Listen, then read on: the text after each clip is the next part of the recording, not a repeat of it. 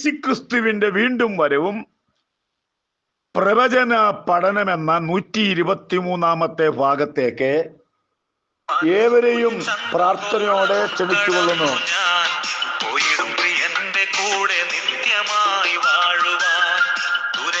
സൂര്യചന്ദ്രഗോളവും കടന്നു ഞാൻ പോയിടും പ്രിയന്റെ കൂടെ നിത്യമായി വാഴുവാൻ.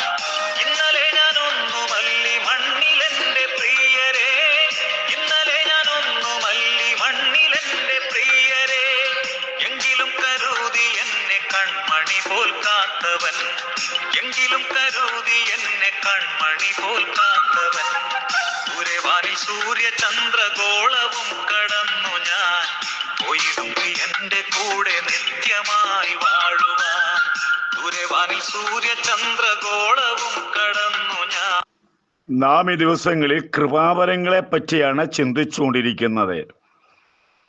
7ാമത്തെ കൃപാവരമാണ് ആത്മാക്കളുടെ വിവേചനം എന്ന് പറയുന്നത്. വ്യക്തികളെ കാണുന്ന മാത്രയിൽ തിരിച്ചറിയുവാനുള്ളതായ ഒരു കഴിവാണ് ആത്മാക്കളുടെ വിവേചനം. പത്രോസിന്റെ അടുക്കൽ അനന്യാസ് സഫീറയും സ്ഥലം വിറ്റ സംഭവം അപ്പോസ്തലപ്രവൃത്തി 5-ാം അധ്യായത്തിൽ കാണുന്നുണ്ട്. അവരവിടെ കപടം കാണിച്ചു. പത്രോസ് ചോദിച്ചു, ഇത്രേ ഉള്ളൂന്ന് ചോദിച്ചു. അത്രേ ഉള്ളൂന്ന് പറഞ്ഞു. പക്ഷേ കുറച്ച് മാറ്റി വെച്ചത് അവർ കപടം കാണിച്ചു.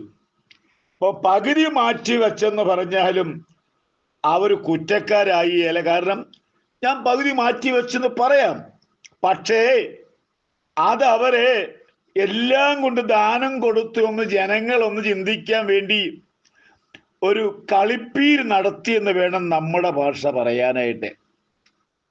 ഈ വാക്ക് കേട്ട് കഴിഞ്ഞ് നമുക്കറിയാവുന്ന സംഭവമാണ്. ആദ്യം അനന്യാസ് മരിച്ചു, ഭാര്യ അറിഞ്ഞില്ല. അത്ര ഉള്ളോ ചോദിച്ചു, അത്ര ഉള്ളെന്നും പറഞ്ഞു. രണ്ടുപേരും മരിച്ചു.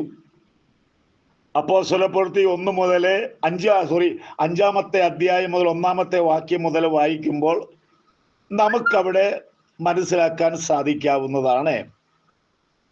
പരിശുദ്ധാത്മാവിനോട് വ്യാജം കാണിപ്പാൻ കാരണം നമ്മൾ പറയുന്ന ഓരോ വാക്കും ദൈവമക്കളെ സംബന്ധിച്ച് നമ്മുടെ സംസാരത്തിൽ നമ്മൾ പറയുന്ന ഓരോ വാക്കുകളും അത് മനസ്സിലാക്കണം. വ്യാജമാണെങ്കിൽ പറയുന്ന വ്യക്തിയോടല്ല, പരിശുദ്ധാത്മാവിന്റെ മുമ്പിലാണ് വ്യാജം കാണിക്കുന്നുള്ള കാര്യം നമ്മൾ ചിന്തിക്കണം, മനസ്സിലാക്കണം.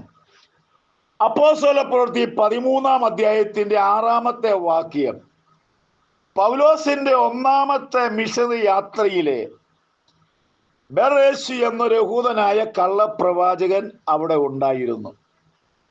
അവനെ അന്ന് വരെ അവൻ പിടിക്കപ്പെട്ടവനല്ലായിരുന്നു. അവൻ കള്ളപ്രവചനം പറഞ്ഞ് നടന്നവനായിരുന്നു. പൗലോസ് അപ്പസ്തോലൻ വിവേചന ആത്മാവിനാൽ ഇവനിൽ വ്യാപരിക്കുന്ന ആത്മാവ് എന്താണെന്ന് പൗലോസിന് മനസ്സിലായി. പൗലോസ് പരിശുദ്ധാത്മാവിനാൽ പൂർണ്ണനായി അവനെ ഉറ്റുനോക്കി. ഹേ, സകല കപടവും സകല ധൂർത്തും നിറഞ്ഞവനെ, പിശാചിന്റെ മകനെ, സർവനീതിയുടെയും ശത്രുവേ, കർത്താവിന്റെ നേർവഴി മറിച്ചു കളയുന്നത് നീ മതിയാക്കുന്നില്ലയോ? ഇത്രേ പറഞ്ഞുള്ളൂ. അവന്റെ കണ്ണിന്റെ കാഴ്ച നഷ്ടപ്പെട്ടു, അവൻ കുരുടനായി മാറ്റപ്പെട്ടു. വിവേചന വരമുള്ള പൗലോസ് അവിടെ ചെന്നപ്പോഴാണ് ഇവന്റെ സകല അനീതിയും അവിടെ വെളിപ്പെട്ടത്. പക്ഷെ അന്ന് വരെ അവൻ നല്ലൊരു പ്രവാചകനായിട്ട് ആ നാട്ടിൽ, നമ്മുടെ ഭാഷയിൽ പറഞ്ഞാൽ, അവൻ വിലസുകയായിരുന്നു. ഇന്നും ധാരാളമൊക്കെ ഉണ്ട്. ഇതൊക്കെ വിട്ടുമാറിയാൽ അവനവന് നല്ലതാ. ദൈവത്തിന്റെ കരം ഭാരമാകുന്നതിന് മുമ്പേ വിട്ടുമാറുന്നത് നല്ലതാണ്. വിവേചന വരവെന്ന് പറയുന്നത് ഒഴിച്ചുകൂടാൻ പാടില്ലാത്തതാണ്. പക്ഷേ ഇന്ന് അതെല്ലാം കൂടെ കൂട്ടിക്കുഴയ്ക്കുക. വെളിപ്പാടും പ്രവചനവും വിവേചനവും ഇതെല്ലാം വെവ്വേറെയാണെന്നും ഇതെല്ലാം കൂടെ കൂട്ടിക്കുഴച്ച് നമ്മൾ ശുശ്രൂഷിക്കുന്നത് അത് മനസ്സിലാക്കണം. അത് വേർതിരിച്ച് മനസ്സിലാക്കിയാൽ മാത്രമേ ഈ കൃപാവരങ്ങളെ പറ്റി ശരിക്ക് പഠിക്കാൻ പറ്റുകയുള്ളൂ.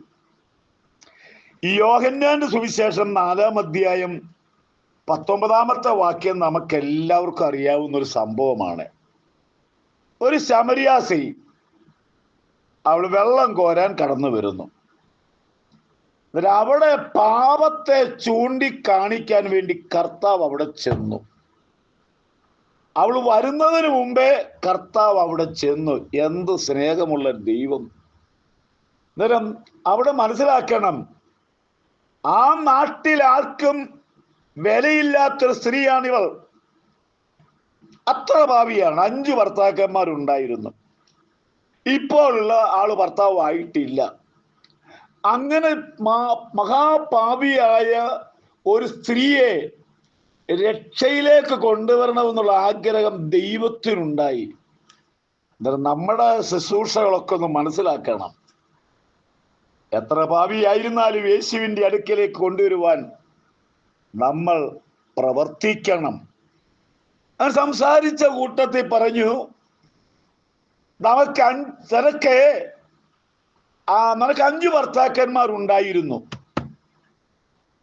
ഇപ്പോൾ ഉള്ള ഭർത്താവല്ല. അവൾ കുടം അവിടെ വെച്ചിട്ട് അവൾ നേരെ നാട്ടിൽ പോയി. അവൾ പറയുന്നൊരു കാര്യമുണ്ട്, എൻ്റെ കാര്യങ്ങളെല്ലാം പറഞ്ഞ ഒരുവൻ അവിടെ നിൽക്കുന്നുണ്ട്. നാട്ടുകാരിളകി യേശുവിൻ്റെ അടുക്കൽ കടന്നു വന്നു.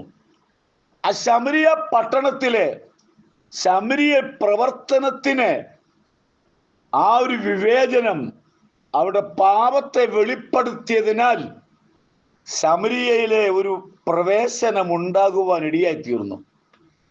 പിൽക്കാലത്തെ ഫിലിപ്പോസ് എന്ന സുവിശേഷകൻ ശമരിയയെ കടന്നു ചെല്ലുവാനും വഴിയൊരുക്കിയത് നമ്മുടെ കർത്താവ് ഒരു പാപിനിയായ സ്ത്രീയുടെ പാപം വെളിപ്പെടുത്തിയതിനാൽ ആകുന്നു എന്ന് നമ്മൾ മനസ്സിലാക്കണം.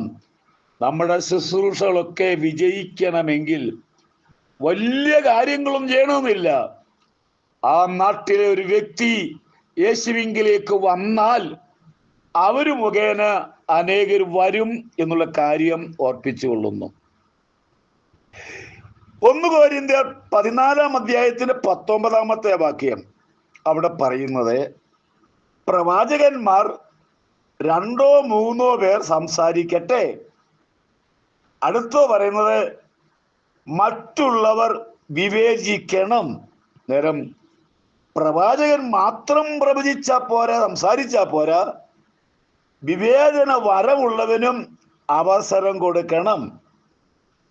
ഈ കാലയളവിലെ ഈ വിവേചന വരത്തിന്റെ കുറവ് ഉള്ളതിനാല് ഇവിടെ ഒരുപാട് കള്ളപ്രവാചകന്മാർ വിലസുന്നുണ്ട്. അവര് പിടിക്കപ്പെടുന്നുമുണ്ട്. ഇപ്പൊ പിടിക്കപ്പെട്ടുകൊണ്ടിരിക്കുകയും ചെയ്യുന്നു, ഇനി പിടിക്കപ്പെടുകയും ചെയ്യും. ഇന്ന് എൻ്റെ ഈ സമയത്തിന്റെ ക്ലിപ്തത, എനിക്ക് 10 മിനിറ്റിന് താഴെ മാത്രമേ ഇത് എഡിറ്റ് ചെയ്യാൻ സാധ്യതയുള്ളൂ. അതുകൊണ്ട് 7-ാമത്തെ കൃപാവരമായിരിക്കുന്ന ആത്മാക്കളുടെ വിവേചനവരം നമുക്ക് ആവശ്യമാണ്. പ്രാർത്ഥിക്കുക, ദൈവം നമുക്ക് നൽകും. ഞാൻ ഭാരതത്തിന് വേണ്ടി പ്രാർത്ഥിക്കുന്ന ഒരു ദൈവദാസനാണ്. ഒരു വലിയ ഉണർവുണ്ടാകാൻ വേണ്ടി വർഷങ്ങളായി പ്രാർത്ഥിക്കുന്നു. നിങ്ങളും അതിൽ അംഗമാകൂ. ദൈവം നമ്മളെ അനുഗ്രഹിക്കട്ടെ.